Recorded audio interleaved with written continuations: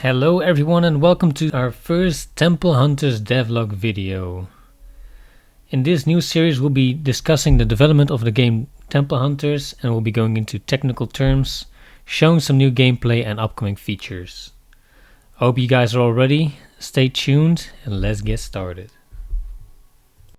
So one problem that I had encountered was when you in the multiplayer activate a lever. So as you see me here doing, I've activated lever. There's no real feedback because that's still being worked on. And I open up another session. Then you will notice that the lever actually is down. But the problem is that it's down on both sides because the objects are not linked in a way that they can see the difference between the events being called, whether it is just for that one specific lever or for all levers in general. This is a pretty big problem because the synchronization of the objects kind of works, but not really too well. So as you can see here, both levers are down, while actually only the one on the left is supposed to be down. And this is pretty much the problem that I'm having. So I guess I'm gonna be going further into my code. As you can see over here, I've disabled some old callbacks that are used by the Photon engine. Sadly, in my use case, I'm using a different approach for that, so I do not need these, and I've replaced them with a new subscription that only works when the object is enabled. Then here I'm calling the function over the network that is supposed to send a hash code, and then it will be sent to the onEvent method. And in there it is called. As you can see, both levers go down. Alright, so I've managed to now synchronize the objects. As you can see, this bomb here that I'm triggering is now in this instance of multiplayer destroyed. It's no longer there. And also here we can pull down this lever, and then you will notice that the other one is still up. So they no longer get activated at the same time. So if I now open up another instance of the game and load into the multiplayer, you can see that the lever is actually down in this instance as well, and the other one is up. And the bomb, of course, is gone. So that's now all correctly synced. So I'm going back to this other instance where I can pull down the other lever.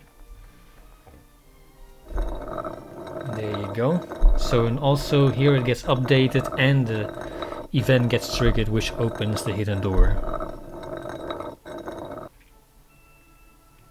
And that is pretty much it. That is the problem that has now been solved.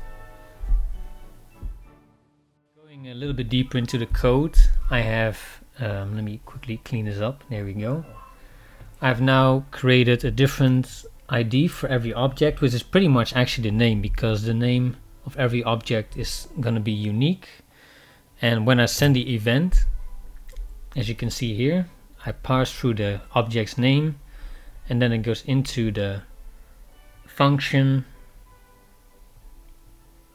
Let me clean some up real quick.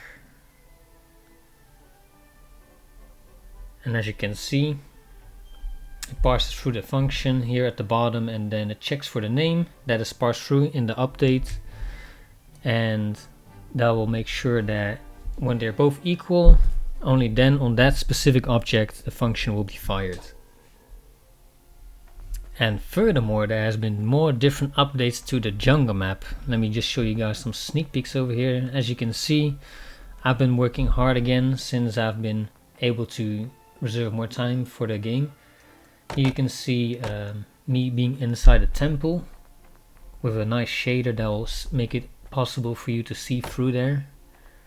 Also more vegetation now, nice varied range of lush bushes, a nice little town area still to be designed, of course, all see-through for you guys to explore. As you can see, there's also new types of pickup objects, such as you saw before, the golden little statues. These are just all prototypes for testing and new items that you'll be able to find on the new map. Here as well you can see more lush jungle environment for the Peruvian jungle map.